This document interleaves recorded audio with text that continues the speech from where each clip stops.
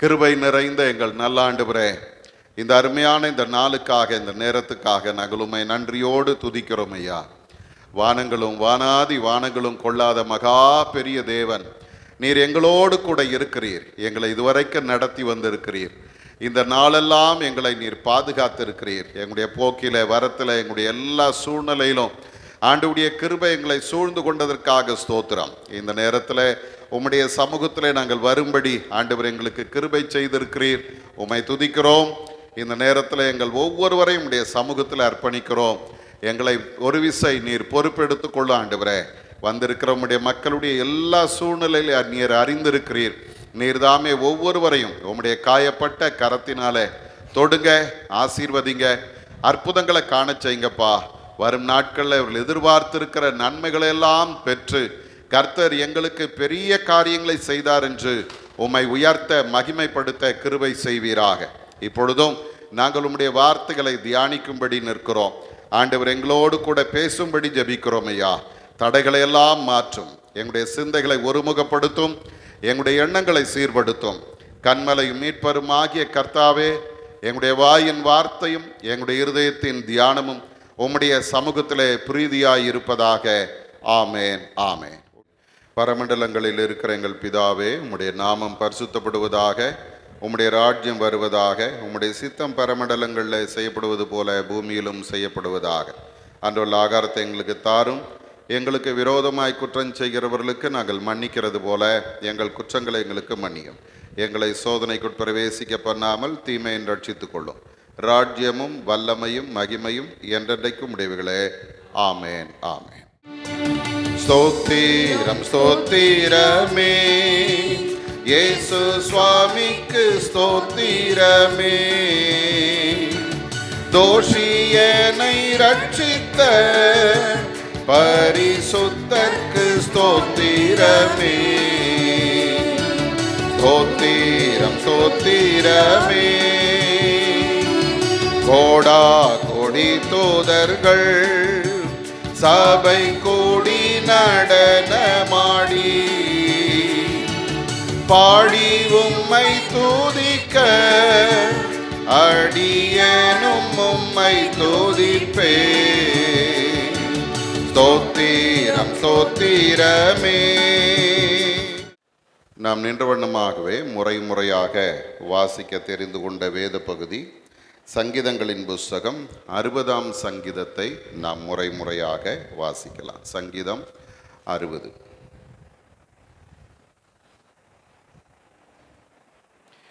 தேவனே, நீர் எங்களை கைவிட்டீர், எங்களை சிதறடித்தீர், எங்கள் மேல் கோபமாயிருந்தீர், மறுபடியும் எங்களிடமாய் திரும்பி அருளும்.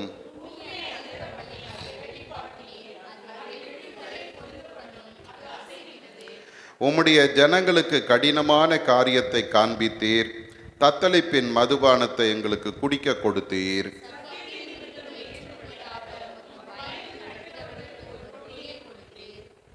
உமது பிரியர் விடுவிக்கப்படும்படி உமது வலது கரத்தினால் ரட்சித்து எனக்கு செவி கொடுத்தருளும்.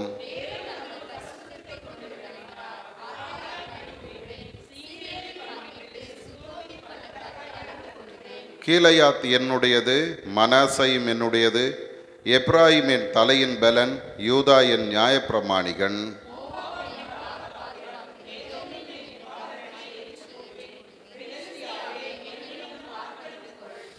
அரணான பட்டணத்திற்குள் என்னை நடத்தி கொண்டு போகிறவர் யார்? ஏதோ மட்டும் எனக்கு வழிகாட்டுகிறவர் யார்?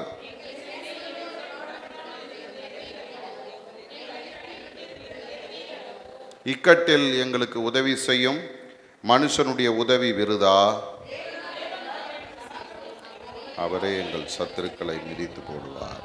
பிதாவுக்கும் குமாரனுக்கும் பரிசுத்த ஆவிக்கும் மகிமை உண்டாவதாக. ஆமென். நாம் நின்ற வண்ணமாகவே சற்று நேரம் கர்த்தரை நாம் துதித்து ஆராதித்து ஆண்டவருடைய வார்த்தைக்கு கடந்து செல்வோம். அந்த அருமையான இந்த நாளில் ஆண்டவருடைய சமூகத்தில் திரும்பவும் ஒரு விசை நாம் சேர்ந்து வரும்படி ஆண்டவர் நமக்கு தந்திருக்கிற இந்த கிருபைக்காக நாம் எல்லாரும் ஆண்டவரை நன்றியோடு ஸ்தோத்தரிப்போம். கர்த்தர் நல்லவர், அவர் கிருபை என்றும் உள்ளது. இந்த அருமையான இந்த நாளிலும் ஆண்டவருடைய கிருபை நம்மோடு கூட இருந்து நம்மை பாதுகாத்து நம்மை வழிநடத்தி வருகிற தயவுக்காக நாம் எல்லாரும் ஆண்டவரை நன்றியோடு ஸ்தோத்தரிப்போமா. கர்த்தர் நம்முடைய வாழ்வில் செய்த எல்லா நன்மைகளுக்காக, உபகாரங்களுக்காக கர்த்தருக்கு நன்றி சொல்லுவோம். ஹல்லேலூயா, ஹல்லேலூயா. கர்த்தர் எவ்வளவு பெரியவர் என்பதை நாம் அறிந்து உணர்ந்து ஆண்டவரை மகிமைப்படுத்துவோம். வேதம் சொல்லுகிறது போல நாம் ஆராதிக்கிற ஆண்டவர் சர்வ வல்லமை உள்ளவர், நாம் ஆராதிக்கிற ஆண்டவர் சர்வ அதிகாரம் உள்ளவர், நாம் ஆராதிக்கிற ஆண்டவர் வானங்களும் வானாதி வானங்களும் கொள்ளாத மகா பெரிய தேவர். ஹல்லேலூயா. இந்த உலகத்தில் அப்படிப்பட்ட தெய்வம் ஒன்றுமே இல்லை. எல்லா தேவர்களுக்கும் மேலான ஒரு ஆண்டவரை நாம் ஆராதிக்கிறோம். வேதம் சொல்லுகிறது, கர்த்தாவே உமக்கு ஒப்பானவன் யார் என்று சொல்லுகிறது. அவ்வளவு மகிமையான ஒரு ஆண்டவர். ஹல்லேலூயா, ஹல்லேலூயா, ஹல்லேலூயா. கேருபீன்களும் சேராபீன்களும் பரிசுத்தர் பரிசுத்தர் பரிசுத்தர் என்று ஓயாமல் புகழ்ந்து கொண்டிருக்கிற அந்த உன்னதமான தேவன், துதிகளின் மத்தியில வாசம் பண்ணுகிற ஒரு கர்த்தர் நம்மோடு கூட இருக்கிறார். ஹல்லேலூயா. எங்கே 2-3 பேர் என் நாமத்தினாலே கூடுகிறார்களோ அவர்கள் நடுவில் இருக்கிறேன் என்று சொல்லி வாக்கு பண்ணினவர் நம் நடுவில் இருக்கிறார். எல்லாரும் ஆண்டவருக்கு நன்றி சொல்லுங்க. ஹல்லேலூயா. நாம் அவரை தொழுது கொள்ளும் பொழுதெல்லாம் அவர் நமக்கு சமீபமாய் இருக்கிறார். எல்லாரும் ஆண்டவரே நீர் என்னோடு கூட இருக்கிறீரே உமக்கு ஸ்தோத்திரம்னு சொல்லுங்க. ஹல்லேலூயா, ஹல்லேலூயா. ஸ்தோத்திரம் அப்பா, ஸ்தோத்திரம் அப்பா, ஸ்தோத்திரம் அப்பா. அவர் நம்மை விட்டு விலகாதவர், நம்மை கைவிடாதவர், நம்மை கண்மணி போல பாதுகாக்கிற கர்த்தர். எல்லாரும் ஆண்டவருக்கு நன்றி சொல்லுங்க. ஆண்டவரே என்னை இதுவரைக்கும் பாதுகாத்து நடத்துகிறீரே, எனக்கு துணையாய் இருக்கிறீரே சொல்லுங்க. எனக்கு துணையாய் இருந்து என்னை பாதுகாத்து நடத்துகிறவரே உமக்கு ஸ்தோத்திரம்னு சொல்லுங்க. ஹல்லேலூயா, ஹல்லேலூயா. நாம் எத்தனையோ நேரங்களில் சோர்ந்து போனோம் அல்லவா, ஆனாலும் ஆண்டவர் நம்மை தேற்றி தைரியப்படுத்தி பலப்படுத்தி பயப்படாதே பயப்படாதே பயப்படாதே என்று ஒவ்வொரு நாளும் கர்த்தர் நம்மை நடத்தி வந்திருக்கிறாரே, அதற்காக கர்த்தரை நன்றியோடு கூட ஸ்தோத்தரிப்போம். ஹல்லேலூயா, ஹல்லேலூயா. ஒரு வினாடி கர்த்தர் நம்மை கைவிட்டிருந்தாலும் நாம் இந்த உலகத்தில் என்றைக்கோ அழிந்து போயிருப்போம். ஆனால் அழியாதபடி காத்து வழுவாதபடி நம்மை நடத்தி வந்த கர்த்தர். ஹல்லேலூயா. இந்த அருமையான இந்த மாலை நேரத்தில் கர்த்தர் நம்மை காண்கிற தேவனாய் நம்மோடு கூட இருக்கிறார். எல்லாரும் ஆண்டவருடைய சமூகத்தில் சொல்லுங்க, என்னுடைய எல்லா சூழ்நிலையும் உமக்கு தெரியும் ஆண்டவரே, என்னுடைய எல்லா நிலைமையும் நீர் பார்த்து கொண்டிருக்கிறீர், அறிந்து கொண்டிருக்கிறீர். ஹல்லேலூயா, ஹல்லேலூயா. வனாந்தரம் போன்ற வாழ்க்கையில ஆகாரை போல நீங்களும் நானும் ஓடிக்கொண்டிருந்தாலும் கர்த்தர் நம்மை தேடி வருகிற கர்த்தர். ஹல்லேலூயா. சூருக்கு போகிற வனாந்தரத்தில் அவளை கண்டு அவளை விசாரித்து அவளை ஆசீர்வதித்த அதே ஆண்டவர் இந்த இடத்துல நம்மோடு கூட இருக்கிறார். நம்முடைய எல்லா சூழ்நிலையும் அவர் மாற்றுகிற தேவன். ஹல்லேலூயா. நம்முடைய கண்ணீரை துடைக்கிற ஆண்டவர், நம்முடைய வேதனைகளை மாற்றுகிற ஆண்டவர், அவரை நோக்கி பார்த்த முகங்களை பிரகாசிப்பிக்கிற கர்த்தர் நம்மோடு கூட இருக்கிறார். ஹல்லேலூயா. இயேசுவே நகலுமை நன்றியோடு ஸ்தோத்திரிக்கிறோம் அப்பா. ஸ்தோத்திரம் ஆண்டவரே, ஸ்தோத்திரம் ஆண்டவரே. எங்களுடைய சிறுமையை கண்ணோக்கி பார்த்த கர்த்தாவே நாங்களுமை ஸ்தோத்தரிக்கிறோம் ஆண்டவரே. ஹல்லேலூயா, ஹல்லேலூயா, ஹல்லேலூயா. சத்துருக்களுக்கு முன்பாக எங்களுக்கு ஒரு பந்தியை ஆயத்தப்படுத்துகிறவரே நாங்களுமை நன்றியோடு ஸ்தோத்தரிக்கிறோம் ஆண்டவரே. எங்களுடைய தலையை எண்ணெயால் அபிஷேகம் பண்ணுகிறவரே உம்மை துதிக்கிறோம் ஆண்டவரே. எங்களுடைய பாத்திரம் நிரம்பி வழியை செய்கிறவரே நாங்கள் உம்மை துதிக்கிறோம் அப்பா. ஹல்லேலூயா. நன்மையும் கிருபையங்களை தொடரும்படி செய்து ஆண்டவரே எங்களை நடத்தி வந்திருக்கிறீரே உமக்கு ஸ்தோத்திரம் ஆண்டவரே. ஹல்லேலூயா. மரண இருளின் பள்ளத்தாக்கிலே நடந்தாலும் எந்த பொல்லாப்பு எங்களை சேதப்படுத்தாதபடி கர்த்தர் எங்களோடு கூட இருந்து எங்களை தேற்றி நடத்துகிறீரே உமக்கு ஸ்தோத்திரம் ஆண்டவரே. எல்லாரும் உள்ளத்தின் ஆழத்திலிருந்து ஆண்டவரை ஸ்தோத்திரிங்க. ஹல்லேலூயா, ஹல்லேலூயா, ஹல்லேலூயா. ஆண்டவர் இதுவரைக்கும் நம்மை நடத்தினவர், இனிமேல் நம்மை நடத்தவர் வல்லவராய் இருக்கிறார். வேதம் சொல்லுகிறது, நான் உனக்கு முன்னே போய் கோணலானவைகளை செவையாக்குவேன் என்று சொல்லுகிற கர்த்தர். ஹல்லேலூயா. எல்லா தடைகளையும் மாற்றுகிறதுக்கு அவர் உண்மை உள்ள தேவன்.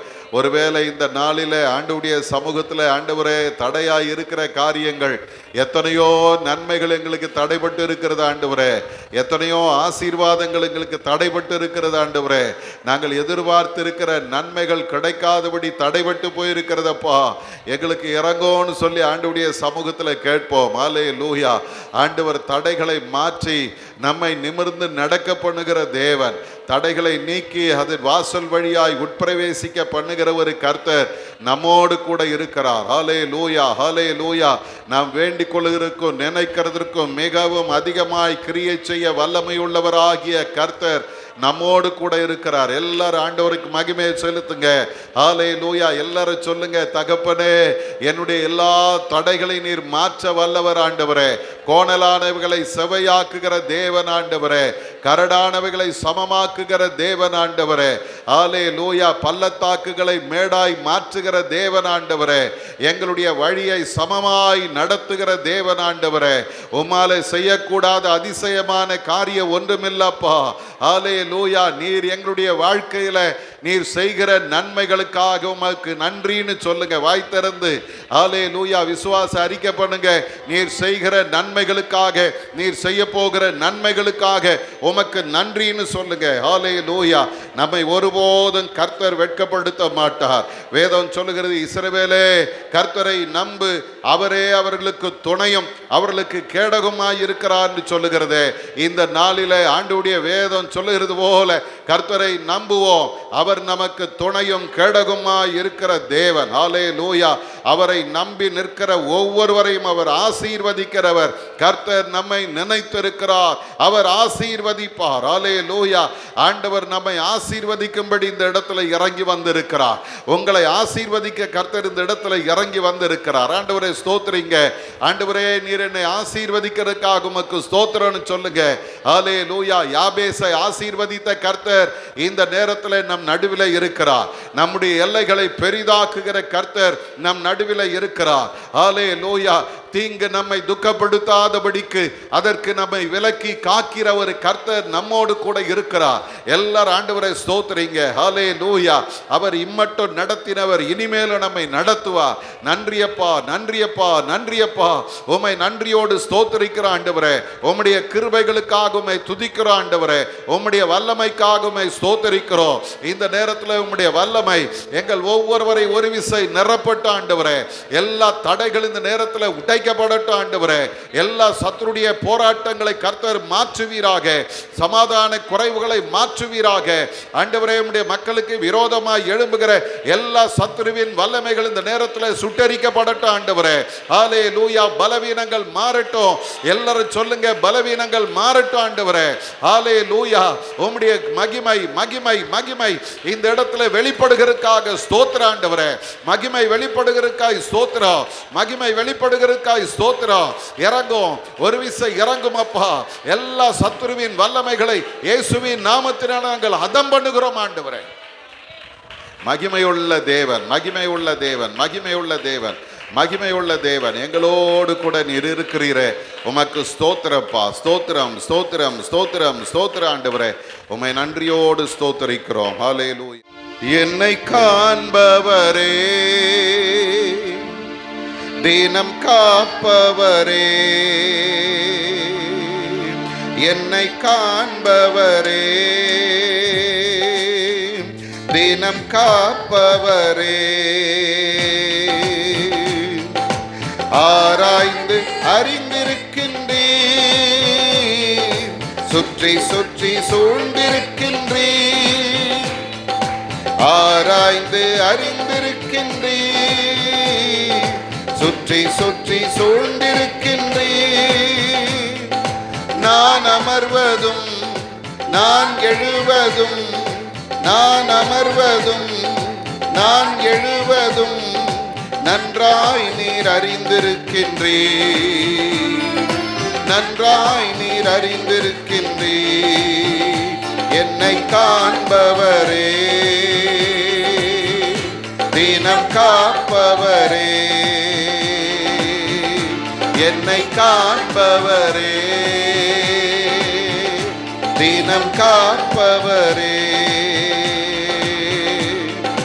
எண்ணங்கள் ஏக்கங்கள்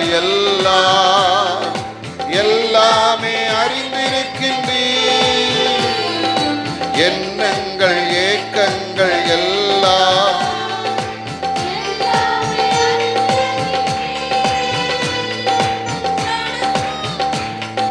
படுத்தாலும் அப்பா நீர் அறிந்திருக்கின்றீர்.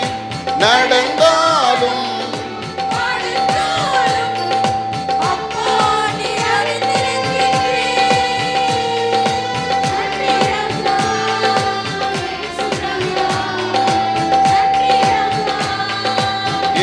ராஜா என்னை காண்பவரே, தினம் காப்பவரே,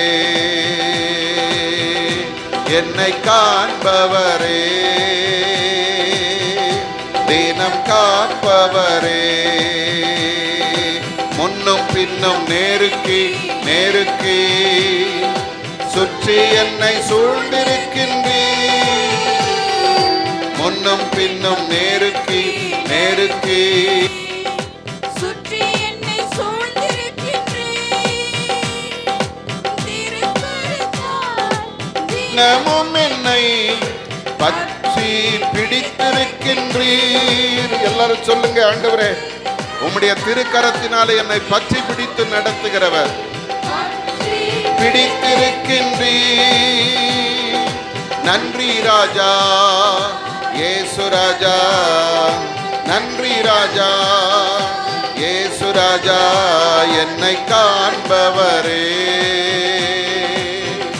தினம் காப்பவரே, என்னை காண்பவரே, தினம் காப்பவரே. ஆராய்ந்து அறிந்திருக்கின்றீர். சுற்றி சுற்றி சூழ்ந்திருக்கின்றீர். ஆராய்ந்து அறிந்திருக்கின்றீர். சுற்றி சுற்றி சூழ்ந்திருக்கின்றீர். நான் அமர்வதும் நான் எழுவதும், நான் அமர்வதும் நான் எழுவதும் நன்றாய் நீர் அறிந்திருக்கின்றீர். நன்றாய் நீர் அறிந்திருக்கின்றீர். என்னை காண்பவரே, தினம் காப்பவரே, என்னை காண்பவரே. எல்லாரும் சொல்லுங்க, ஆண்டவரே என்னை காண்கிற தேவனுக்கு முன்பாக நான் வந்து நிற்கிறேன். அப்பா, கருவை கண்கள் கண்டன, மறைவாய் வளர்வதை கவனித்தீரே. என் கருவை கண்கள் கண்டன, மறைவாய் வளர்வதை கவனித்தீரே. அதிசயமாய் பிரமிக்கத்தக்க பக்குவமாய் உருவாக்கினீர். அதிசயமாய் பிரமிக்கத்தக்க பக்குவமாய் உருவாக்கினீர். நன்றி ராஜா இயேசு ராஜா. சொல்லுங்க சொல்லுங்க, நன்றி அப்பா, நன்றி அப்பா. என் கருவை கண்ட தெய்வமே, உம்மை நன்றியோடு ஸ்தோத்தரிக்கிறோம். நன்றி நன்றி நன்றி அப்பா. எல்லாரும் கரங்களை தட்டி உற்சாகமாய் ஆண்டவரை மகிமைப்படுத்துங்க. நன்றி ராஜா இயேசு ராஜா, நன்றி ராஜா இயேசு ராஜா, நன்றி ராஜா இயேசு ராஜா, நன்றி ராஜா இயேசுவே. உம்மை நன்றியோடு துதிக்கிறோம் துதிக்கிறோம். ஓ தேங்க்யூ லார்ட், தேங்க்யூ லார்ட். கர்த்தரை நன்றி செலுத்தி துதிக்கும் போது ஆண்டுடைய கிருபை நம் ஒவ்வொருவரையும் நிரப்போம். நிரப்புங்கப்பா, நிரப்புங்கப்பா, கிருபையினால நிரப்புங்க. என்னை காண்பவரே, தினம் காப்பவரே, என்னை காண்பவரே, தினம் காப்பவரே, என்னை காண்பவரே, ஆமென், தினம் காப்பவரே. ஆராய்ந்து அறிந்திருக்கின்றீர். சுற்றி சுற்றி சூழ்ந்திருக்கின்றீர், ஆராய்ந்து அறிந்திருக்கின்றீர். சுற்றி சுற்றி சூழ்ந்திருக்கின்றீர், நான் அமர்வதும் நான் எழுவதும், நான் அமர்வதும் நான் எழுவதும் நன்றாய் நீர் அறிந்திருக்கின்றீர், நன்றாய் நீர் அறிந்திருக்கின்றீர், நன்றாய் நீர் அறிந்திருக்கின்றீர். ஆமாண்டவரே, நன்றாய் நீர் அறிந்திருக்கின்றீர். அல்லேலூயா. எல்லாரும் கரங்களை உயர்த்தி ஆண்டவரை பார்த்து சொல்லுங்க, என்னை காண்பவரே, என்னை காப்பவரே, உம்மை துதிக்கிறோம் அப்பா. அல்லேலூயா. இதுவரைக்கும் நடத்தினீர், இதுவரைக்கும் நடத்துனீங்க, இனிமேலும் என்னை நடத்துவீர் ஆண்டவரே. எல்லா சூழ்நிலை நீர் பொறுப்பெடுத்துக் கொள்வீர் ஆண்டவரே. உம்முடைய மகிமையுள்ள பிரசன்னம் எங்களோடு கூட இருந்து எங்களை நடத்துகிறதற்காக உமக்கு நன்றின்னு சொல்லுங்க. ஹல்லேலூயா, ஹல்லேலூயா. உம்மையே நாங்கள் உயர்த்துகிறோம், உம்மை மகிமைப்படுத்துகிறோம் ஆண்டவரே. ஹல்லேலூயா. ஸ்தோத்திரம், ஸ்தோத்திரம், ஸ்தோத்திரம் அப்பா. உம்மை நன்றியோடு ஸ்தோத்திரிக்கிறோம், உம்மை மகிமைப்படுத்துகிறோம். இந்த அருமையான நேரத்திலும் வந்திருக்கிற உங்கள் யாவரையும் ஆண்டவராகிய இயேசு கிறிஸ்துவின் இனிதான நாமத்தினாலே வாழ்த்துகிறேன், வரவேற்கிறேன். ஆண்டவர் தாமே இந்த நாளுக்கும் இந்த நேரத்திற்கும் உரிய எல்லா ஆசீர்வாதங்களினாலும் உங்களை நிறைத்து வழி நடத்துவாராக. பிரியமானவர்களே, இந்த நாட்களிலும் ஆண்டவர் இந்த லெந்து நாட்களிலே தேவ சமூகத்தில் வந்து கர்த்தரை நாம் ஆராதிக்கவும் அவருடைய வார்த்தைகளை தியானிக்கவும் தந்திருக்கிற இந்த நல்ல தருணத்திற்காக கர்த்தருக்கு நன்றி சொல்லுவோம். இந்த நாட்களில் இந்த எபிரேயரின் புஸ்தகத்திலிருந்து எபிரேயரில் இயேசு கிறிஸ்து என்கிற தலைப்பிலே நாம் சிந்தித்து கொண்டிருக்கிறோம். இந்த நாளிலும் 15வது நாளாக இந்த நாளிலே நாம் சிந்திக்க இருக்கிற கர்த்தருடைய வார்த்தை எபிரேயரின் புஸ்தகம் 4ஆம் அதிகாரம் வசனங்கள் 1, 2, 3வது வசனங்களை நாம் சிந்திக்க இருக்கிறோம். இன்றைய தியானத்தினுடைய தலைப்பு இளைப்பாறுதலுக்கு இயேசுவே வழி என்று நாம் சிந்திக்க இருக்கிறோம். அருமையானவர்களே, நாம் இந்த எபிரேயரின் புஸ்தகத்தில் நிறைய எச்சரிப்புகளை அல்லது நமக்கு ஒரு ஆலோசனை, கண்டிப்பான ஆலோசனையை நாம் இந்த இடத்துல எபிரேயரின் புஸ்தகத்தில் நிறைய இடங்களில் பார்க்கிறோம். அதில் இன்றைக்கு நாம் பார்க்கிற 3வது ஒரு எச்சரிப்பு அல்லது நமக்கு தரப்படுகிற ஒரு கண்டிப்பான ஒரு வாக்கு என்ன என்று நாம் பார்க்கும்போது அந்த 1வது வசனத்தில் நாம் பார்க்கிறோம். ஆனபடியினாலே அவருடைய இளைப்பாறுதலில் பிரவேசிப்பதற்கு ஏதுவான வாக்குத்தத்தம் நமக்கு உண்டாயிருக்க உங்களில் ஒருவனும் அதை அடையாமல் பின்வாங்கி போனவனாக காணப்படாதபடிக்கு பயந்திருக்க கடவோம் என்று சொல்லுகிறது. அருமையானவர்களே, இந்த இடத்துல நாம் பார்க்கும்போது இந்த எச்சரிப்பு என்கிற இந்த வார்த்தையில் இந்த பயந்திருங்கள் அப்படின்ற வார்த்தையும் அடங்கும். ஆகவே இன்றைக்கு நீங்களும் நானும் எச்சரிப்பாக வாழ வேண்டும், பயந்து வாழ வேணும். இந்த பயம் எப்படிப்பட்ட பயம் என்று நாம் பார்க்கும்போது, இப்போ ஒருவேளை நம்ம நாளைக்கு உங்களுக்கு எல்லாருக்கும் ஒரு விசா கிடச்சி அமெரிக்காவுக்கு போக போகிறீங்கன்னு வச்சுங்க. அமெரிக்காவுக்கு போனோம், இரவு அதிகாலை 3 மணிக்கு உங்களுக்கு விமானம். ஆகவே நீங்கள் என்ன பண்ணணும், முதல் நாளே 12 மணிக்கெல்லாம் நீங்கள் ஏர்போர்ட்டுக்கு போயிடணும். அந்த ஏர்போர்ட்டுக்கு நீங்கள் சரியான நேரத்துக்கு போகலை அப்படின்னா அப்புறம் அந்த இமிக்ரேஷன் அது இதுன்னு வேலைகள்லாம் இருக்குது, அதெல்லாம் முடித்து ஃப்ளைட் ஏறுறதுக்கு லேட் ஆகிடும், விமானத்தை விட்டுருவீங்க. இது மாதிரி ஒரு சான்ஸு திரும்ப உங்களுக்கு கிடைக்காது அப்படின்னு வச்சுக்கோங்க. அப்போது நமக்கு நேரம் சொல்லப்படுகிறது 12 மணிக்கு நம்ம அங்கே இருக்கணும் அப்படின்னு சொன்னால் நம்ம எப்படி ஆயத்தப்படுவோமோ, சரிங்களா? இந்த பொருள் எடுத்தோமா, அந்த பொருள் எடுத்தோமா, அதை ரெடி பண்ணோமா, இதை ரெடி பண்ணோமா, எடுங்க சீக்கிரம் எடுங்க, அதை எடுங்க இதை எடுங்க. ஒரு 10 மணிக்கெல்லாம் நம்ம ரெடி ஆகிடணும், எல்லாத்தையும் ரெடி பண்ணி வச்சிடணும். 11 மணிக்கு வண்டி வந்துடும், அது 1 மணி நேரத்தில் எப்படி ஏர்போர்ட் போயிடுவோம் அப்படின்னு நம்ம பிளான் பண்ணி அதில் நீங்கள் செய்யும்போது ஒரு அந்த வண்டி வர்றதுக்கு ஒரு 5 நிமிஷம் லேட் ஆச்சுன்னு வச்சுங்க. அந்த 5 நிமிஷம் நீங்களும் நானும் படுற ஒரு பாடு இருக்குது பாருங்க. ஐயோ விட்டுருவோமோ, ஐயோ தவறிடுமோ, லேட் ஆகிடுமோ, அந்தாலும் என்ன பண்ணானோ தெரியலையா, தூங்கினானா, முழிச்சுக்கிட்டு இருக்கிறானா, வண்டி எடுத்துகிட்டு வந்தானா, வர வழியில் எங்கேயும் ஆக்சிடெண்ட் ஆயிடுச்சா, என்னென்னமோ யோசிப்போம், பயப்படுவோம்.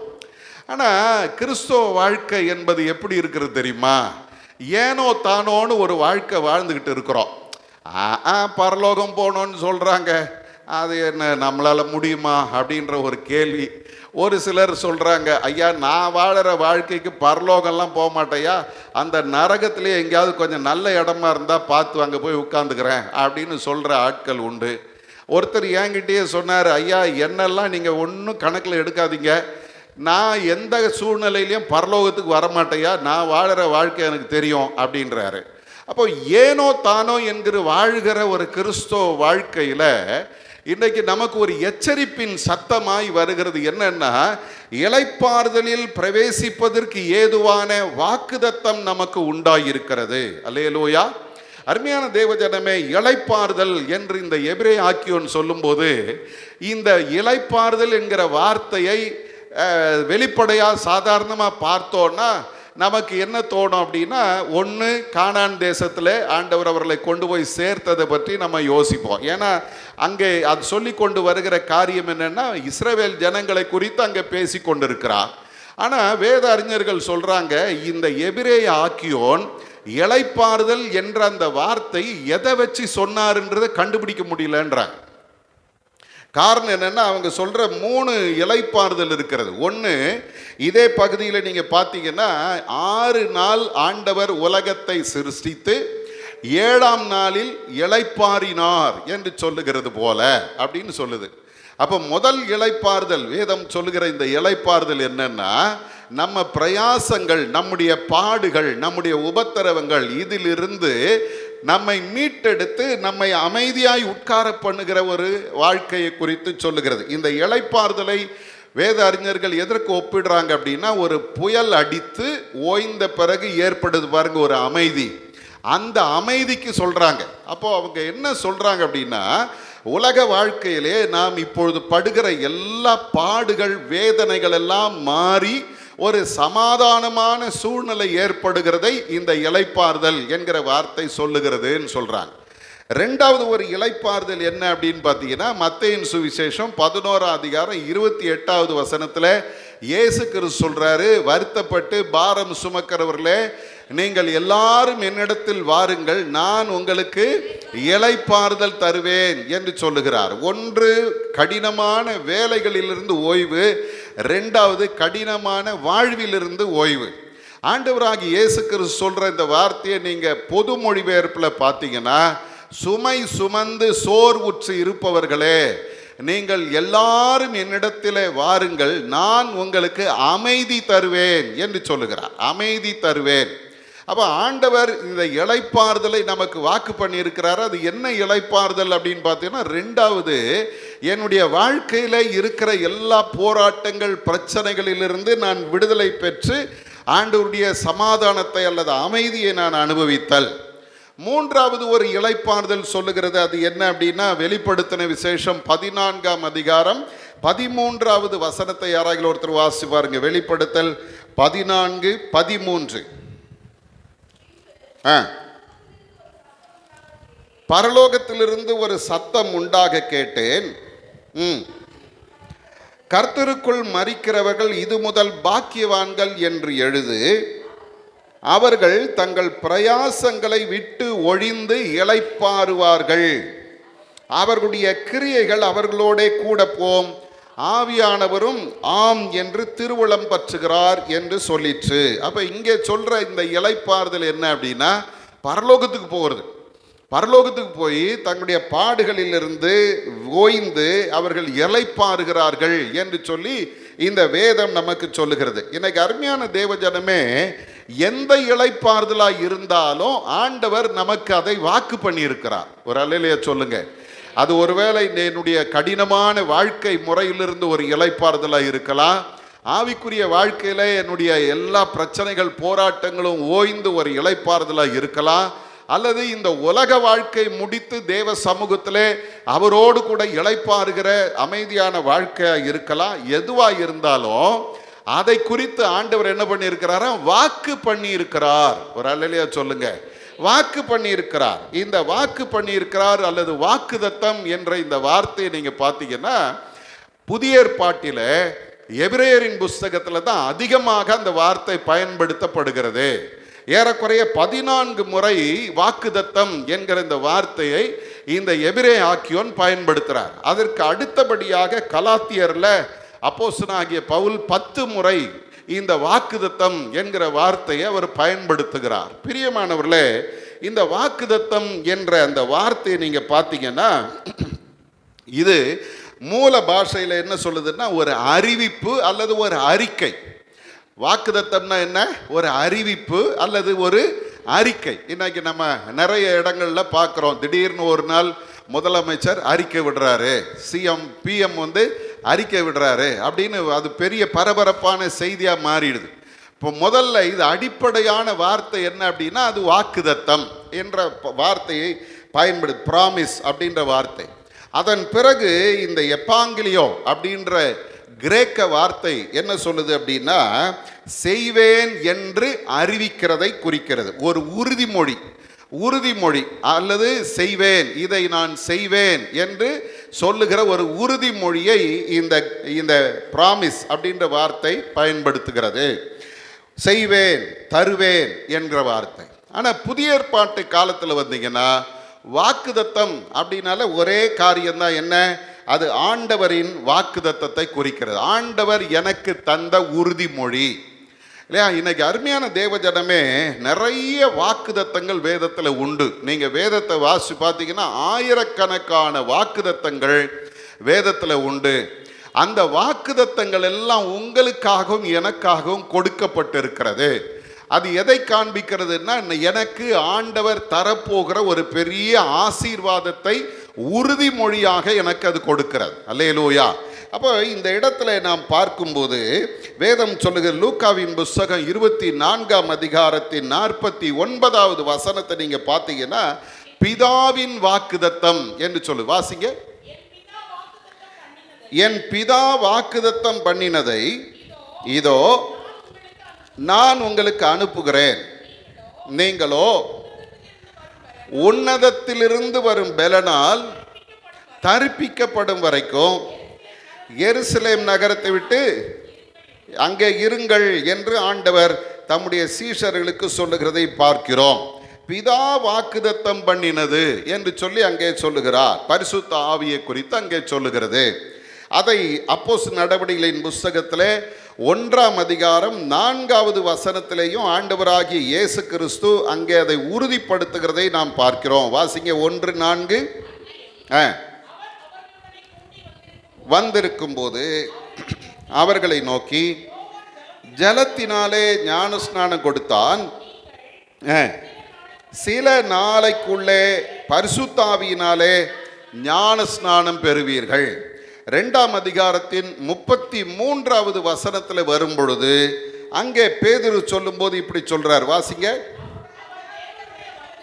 வலது கரத்தினாலே உயர்த்தப்பட்டு பிதா அருளிய வாக்குதத்தத்தின்படி பரிசுத்த ஆவியை பெற்று நீங்கள் இப்பொழுது காண்கிறதும் கேட்கிறதுமாகிய இதை பரிசுத்த ஆவியை பொழிந்தருளினார் என்று சொல்லுகிறது. அப்போ இன்னைக்கு அருமையான தேவஜனமே, ஆண்டவருடைய வாக்குதத்தங்கள் என்று வேதம் சொல்லு. பிதாவின் வாக்குதத்தம், அந்த பிதாவின் வாக்குதத்தம் சீஷருடைய வாழ்க்கையில நிறைவேறினதையும் வேதம் இங்கே சொல்லுகிறது. அதே போல 2 கொரிந்தியரின் புஸ்தகம் 1ஆம் அதிகாரம் 20வது வசனத்திலே நாம் பார்க்கும்போது ஆண்டவருடைய வாக்குதத்தங்கள் எப்படிப்பட்ட வாக்குதத்தங்கள் என்று நாம் பார்ப்போமானால் அது உறுதிப்படுத்தப்பட்ட வாக்குதத்தம். வாசிங்க. 2 கொரிந்தியர் 1:20. எங்களால் தேவனுக்கு மகிமை உண்டாகும்படி தேவனுடைய வாக்குதத்தங்கள் எல்லாம் இயேசு கிறிஸ்துவுக்குள் ஆம் என்றும் அவருக்குள் ஆமேன் என்றும் இருக்கிறதே என்று சொல்லுகிறது. அல்லேலூயா. அப்போ வாக்குதத்தங்கள் என்பது என்ன அப்படின்னு பார்த்தீங்கன்னா ஆண்டவர் கொடுக்கிற உறுதிமொழி. அந்த உறுதிமொழியை அவர் ஒரு நாளும் மாற்ற மாட்டார். அந்த உறுதிமொழி நிச்சயமாக நம்முடைய வாழ்க்கையில நிறைவேறும். ஆகவே இந்த இடத்துல எபிரே ஆக்கியோர் நம்மளை பார்த்து சொல்றாரு, இளைப்பாறுதலின் வாக்குதத்தம் நமக்கு உண்டா இருக்கிறது. ஆனால் அந்த 2வது வசனம் சொல்லுகிறது, சுவிசேஷம் அவர்களுக்கு அறிவிக்கப்பட்டது போல நமக்கும் அறிவிக்கப்பட்டது. சரிங்களா? பழைய ஏற்பாட்டு காலத்தில் இஸ்ரவேல் ஜனங்களுக்கு சுவிசேஷம், நற்செய்தி, உங்களுக்கு ஒரு விடுதலை தருவேன், இளைப்பாறுதலிலே பிரவேசிப்பீர்கள் என்று ஆண்டவர் அவர்களுக்கு தந்த அந்த வாக்குத்தத்தத்தை போலவே இன்றைக்கு நமக்கும் அந்த வாக்குத்தத்தம் கொடுக்கப்பட்டிருக்கிறது. ஆனால் இந்த எச்சரிப்பு என்ன அப்படின்னு பார்த்தீங்கன்னா, கேட்டவர்கள் விசுவாசம் இல்லாமல் கேட்டபடியினால் என்று இங்கே நமக்கு முன்பாக ஒரு எச்சரிப்பு வைக்கப்படுகிறது. என்ன, எப்படி கேட்டாங்களா வாக்குத்தத்தத்தை? தமிழ்ல தானே பேசுனேன். வாக்குத்தத்தத்தை எப்படி கேட்டாங்க? விசுவாசம் இல்லாம கேட்டாங்க.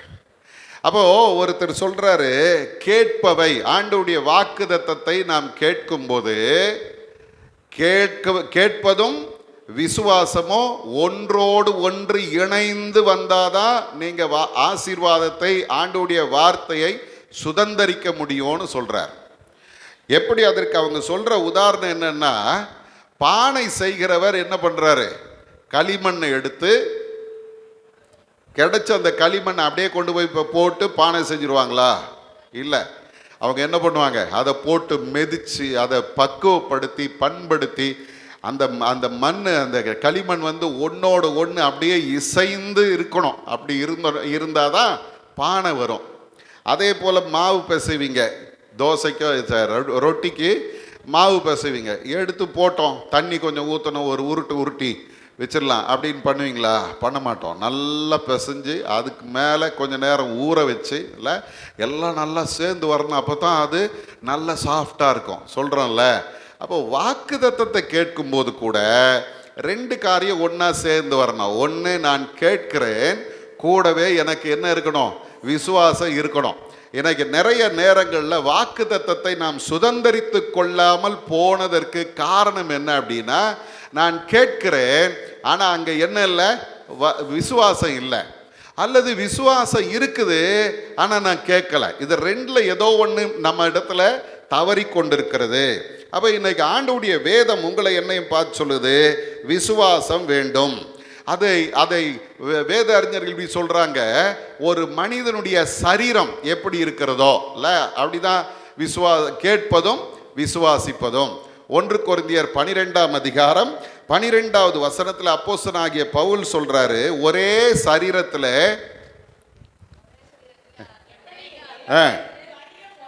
சரீரம் ஒன்றே,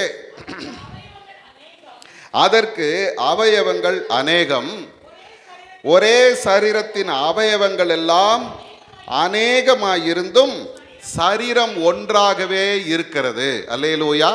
அப்போ இன்னைக்கு இந்த சரீரத்தை நீங்கள் எடுத்துக்கொள்வீர்கள், ஆனால் ஒன்றுக்கு ஒன்று வித்தியாசம்தான்.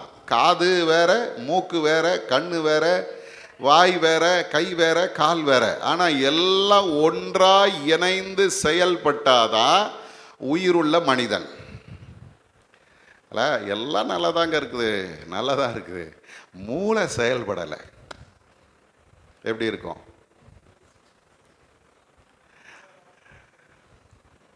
ஒருத்தர் சொன்னார், ஊழியக்காரர் ஒருத்தர், எனக்கு கிட்னி இல்லை, ஆனாலும் நான் ஆண்டவருக்காக ஊழியம் செய்கிறேன் அப்படின்னு திரும்ப திரும்ப அவருடைய பலவீனத்தை சொன்னார். எனக்கு கிட்னி இல்லை, நான் ஆண்டவருக்காக ஊழியம் செய்கிறேன், எனக்கு கிட்னி இல்லை, ஆண்டவருக்காக ஊழியம் செய்கிறேன் அப்படின்னா, ஒரு பிஷப் ஒருத்தர் பக்கத்தில் உட்காந்துன்னு, அவன் மூளையே இல்லாமல் ஊழியம் செஞ்சுன்னு இருக்கிறான், உனக்கு கிட்னி தானே இல்லை, சந்தோஷமாக செய்யிட்டார். இப்படி தான் இருக்குது இன்னைக்கு நிறைய. எனக்கு என்ன இல்லை, ஏதோ ஒரு குறை இருக்குது, ஆண்டவருடைய வாக்குத்தத்தம் என் வாழ்க்கையில் நிறைவேறவில்லை. நான் கேட்குறேன், ஆனால் விசுவாசம் இல்லை. நான் விசுவாசிக்கிறேன், ஆனால் ஒழுங்காக கேட்க மாட்டேங்கிறேன். இதில் ஏதோ ஒரு குறை என்னுடைய வாழ்க்கையில் இருக்கிறதுனால நான் என்ன பண்ணுவதில்லை? வாக்குத்தத்தத்தை சுதந்தரிப்பதில்லை. இன்னைக்கு நல்லா கவனிங்க, ஆண்டவர் விசுவாசம் இல்லாமல் கேட்ட இஸ்ரவேல் ஜனங்களை அவங்கள சபிக்கிறார். இவங்க இந்த சந்ததி எங்கே போகாது? கானானுக்குள்ள பிரவேசிக்காது அப்படின்னு ஆண்டவர் சொல்லிட்டார். என்னாகமம் 14ஆம் அதிகாரத்தில் நீங்க பார்த்தீங்கன்னா 11வது வசனத்தில் மோசேயின் இடத்துல ஆண்டவர் கோபமா சொல்ற ஒரு வார்த்தை அங்கே நாம் பார்க்கிறோம். வாசிங்க, என்னாகமம் 14:11.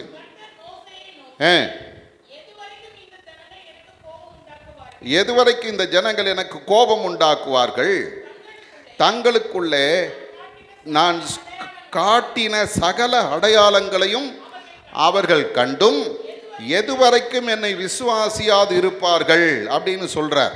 அருமையானவர்களே, இந்த இடத்துல நாம் தொடர்ந்து வாசித்து பார்ப்போமானால் ஆண்டவர் 22வது வசனத்தில் சொல்றார், என் மகிமையையும் நான் எகிப்திலும் வனாந்திரத்திலும் செய்த என் அடையாளங்களையும் கண்டிருந்தும் என் சத்தத்துக்கு செவி கொடாமல் இதனோட 10 முறை என்னை பரீட்சை பார்த்த மனிதரில் ஒருவரும் அவர்கள் பிதாக்களுக்கு நான் ஆணையிட்டு கொடுத்த தேசத்தை காண மாட்டார்கள்.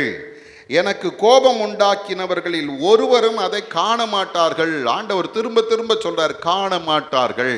அப்ப இன்னைக்கு இதை எடுத்து எபிரேயாக்கியோன் நமக்கு முன்னால வச்சுட்டு சொல்றாரு, விசுவாசம் இல்லாமல் கேட்ட இஸ்ரவேல் ஜனங்கள் இளைப்பாறுதலிலே பிரவேசிக்கவில்லை. அப்ப நமக்கு நினைக்கலாம், விசுவாசம் அவ்வளவு முக்கியமா அப்படின்னா, ஆண்டவராகி இயேசு கிறிஸ்து வாழ்ந்த காலத்துல தம்முடைய மக்களிடத்தில் அவர் எதிர்பார்த்த ஒரே ஒரு காரியம் என்ன தெரியுமா? விசுவாசம் தான். வேதத்தை வாசி பாருங்களேன். மத்தேயின் சுவிசேஷம் 8ஆம் அதிகாரம் 10வது வசனம், 9ஆம் அதிகாரம் 2வது வசனம், இங்கெல்லாம் பார்த்தீங்கன்னா அந்த ஜனங்களுடைய விசுவாசத்தை கண்டு இயேசு ஆச்சரியப்பட்டார் என்று வேதம் சொல்லுது. இல்லை, 100க்கு அதிபதியினுடைய விசுவாசத்தை பார்க்குறாரு. அவன் சொல்கிறான், என் வீட்டுக்கு வருவதற்கு கூட நான் பாத்திரம் நல்ல ஆண்டவரே, ஒரு வார்த்தை சொல்ல என் வேலைக்காரன் பிழைப்பான்னு சொன்ன உடனே ஆண்டவர் தம்மை சுற்றி இருந்த ஜனங்களை பார்த்து சொல்றாரு, இஸ்ரவேலர்களுக்குள்ளும் இப்படிப்பட்ட விசுவாசத்தை நான் காணவில்லைன்றார். அப்ப ஆண்டவர் எதிர்பார்க்கிற அந்த விசுவாசம் நமக்குள்ள இருக்கணும். ஆண்டவர் நம்முடைய விசுவாசத்தை பார்க்கிறார், அதை மறந்துடக்கூடாது. 2வது பார்த்தீங்கன்னா, அந்த விசுவாசம் எப்படி இருக்கணுமா?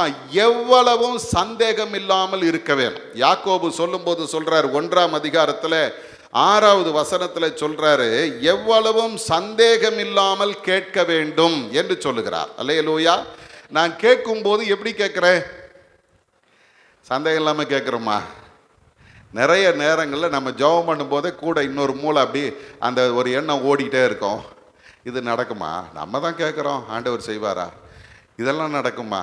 இது நம்ம கேட்கலாமா? இல்லை, முதல்ல அதைத்தான் வரும். இது நம்ம கேட்கலாமா? ஆண்டவர்கிட்ட இது கேட்கலாமா? இது நடக்குமா? அவர் செய்வாரா? இல்லை, இன்னைக்கு பிசாசு நமக்குள்ள ஒரு சந்தேகத்தை கொண்டு வந்து வச்சிடறான் உள்ள. அந்த சந்தேகம் என்ன பண்ணு தெரியுமா? ஆண்டவருடைய வாக்கு தத்தத்தை அப்படியே வெளியே தள்ளிடுது. நமக்குள்ள அது கிரியை செய்ய மாட்டேங்குது. நம்ம கேட்கிறோம், ஆனால் என்ன இல்லை, விசுவாசத்தோட கேட்கல. நம்ம ஆண்டவருடைய வாக்கு தத்தங்களை கேட்கிறோம், அதில் விசுவாசம் வரல. அப்போ இன்னைக்கு ஆண்டவர் நம்மை பார்த்து சொல்றார், எவ்வளவும் சந்தேகம் இல்லாமல் கேளுங்கள் என்று சொல்லுகிறார். அதே போல எபிரேயர் 11:6 சொல்லுகிறது, விசுவாசம் இல்லாமல் தேவனுக்கு பிரியமாய் இருக்கவே முடியாது. அல்லேலூயா.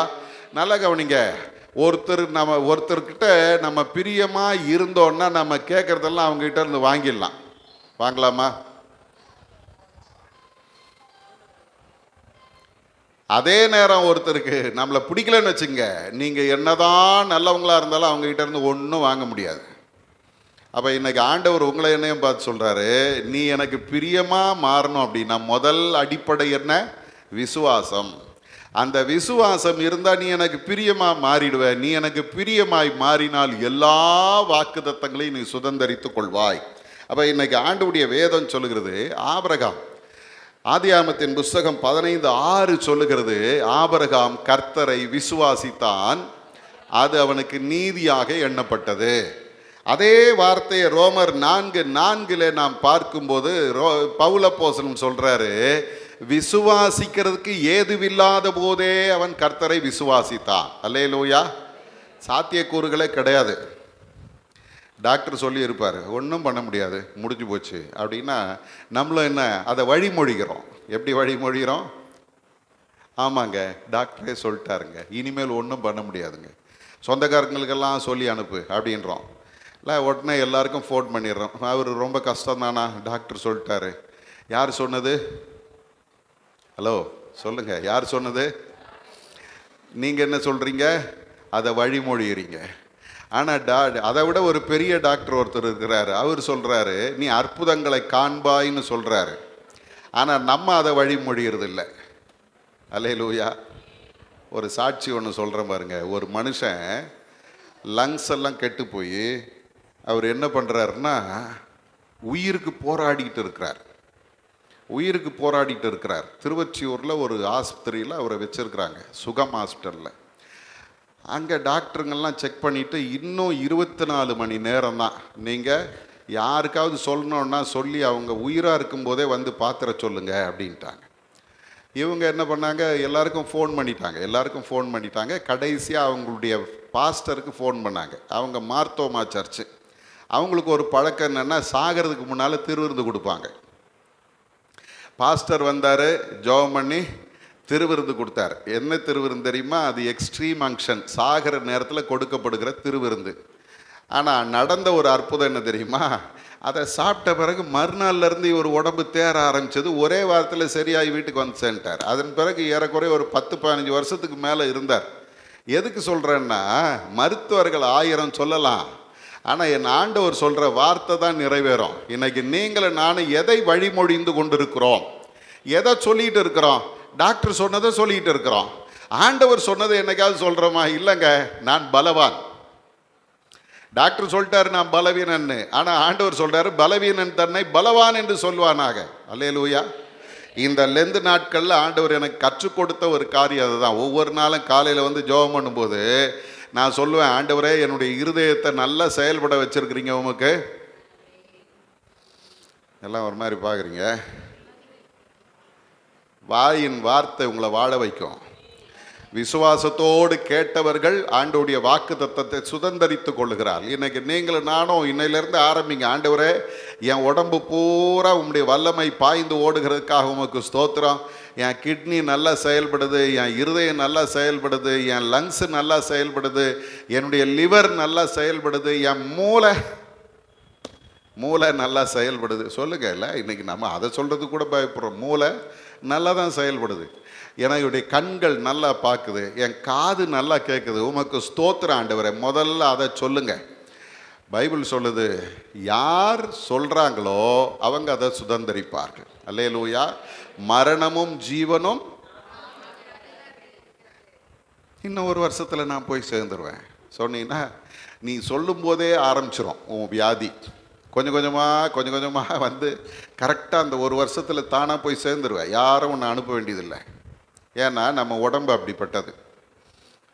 ஒரு மருத்துவர் சொல்கிறாரு, நம்ம ஊரில் இருக்கிறவங்களுக்கு 65 வயசு தான் வாழ்க்கை. ஏன் அப்படின்னா, அவங்களே தங்களை தயார்படுத்தி கொள்கிறார்களாம். என்ன சொல்லி தயார்படுத்துகிறாங்களாம்? 60 வயசு ஆச்சு, இன்னும் 5 வருஷம்தான், எல்லாரும் போகிற மாதிரி நானும் போய் சேர்ந்துருவேன் அப்படின்னு சொன்னீங்கன்னா அதே மாதிரி போய் சேர்ந்துருவேன். ஆனால் வெளிநாட்டில் சைனாக்காரங்கெல்லாம் பார்த்தீங்கன்னா 100 வருஷம் வாழ்வேன், நான் 100 வருஷம் வாழ்வேன்வானா. அதனால் பார்த்தீங்கன்னா சாதாரணமாக 100 வருஷம் 105 வருஷம் வாழ்ந்துக்கிட்டே இருக்கிறான், எந்த வியாதியுமே இல்லை. இன்னைக்கு ஆண்டவர் உங்களை என்ன பார்த்து சொல்கிறாரு? உன் விசுவாசம் நம்புகிறதற்கு ஏதுவில்லாது இருந்தும் நம்பினதினாலே ஆபிரகாம் அவனுடைய வாக்குத்தத்தத்தை சுதந்தரித்து கொண்டான். யாக்கோபு சொல்லும்போது சொல்றார் 2:23, அதனால அவன் தேவனுடைய சிநேகிதன் என்று எண்ணப்பட்டான். அல்லேலூயா. விசுவாசிக்கிறவங்க யாரு?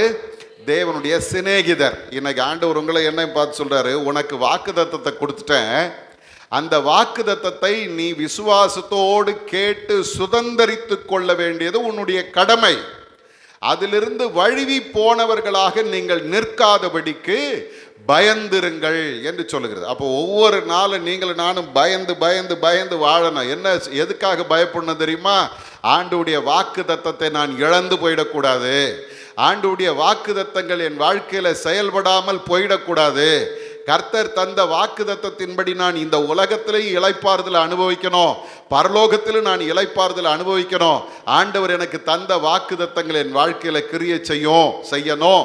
அதற்கு நான் நம்பிக்கையோட அல்லது விசுவாசத்தோட நான் கேட்பேன், அதை நான் பெற்றுக்கொள்வேன் என்ற அந்த வைராக்கியமான ஒரு வாழ்க்கையை நீங்களும் நானும் வாழ்ந்துட்டோம்னா, ஆண்டவருடைய வேதம் சொல்லுது, இஸ்ரவேலர்கள் அதை இழந்து போனார்கள். காரணம், அவர்கள் நம்பிக்கை இல்லாமல் விசுவாசம் இல்லாமல் கேட்டார்கள். நாம் அப்படி இல்லாதபடிக்கு பயந்திருப்போம். கண்களை மூடுவோமா?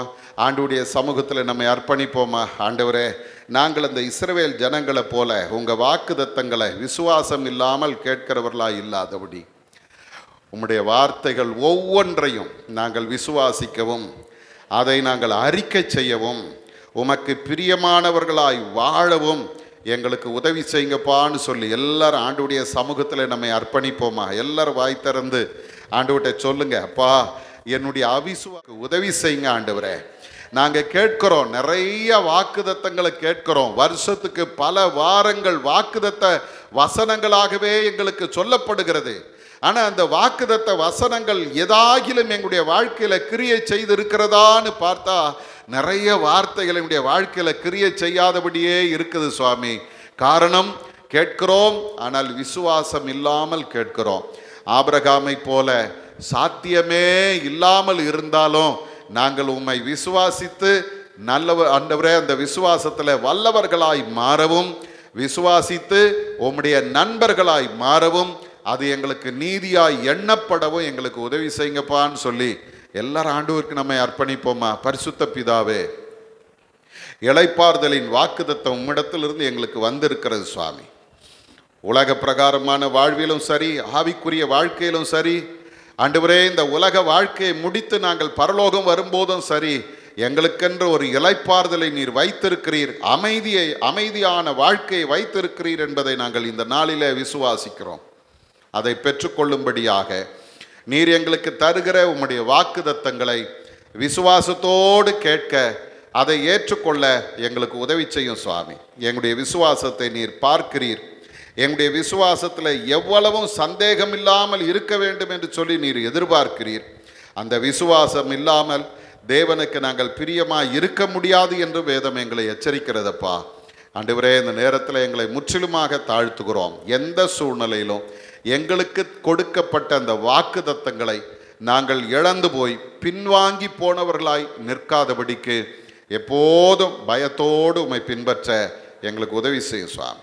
பொறுப்பெடுத்துக்கொள்ளும். இயேசுவின் மூலம் ஜெபிக்கிறோம் எங்கள் நல்ல பிதாவே. ஆமேன், ஆமேன்.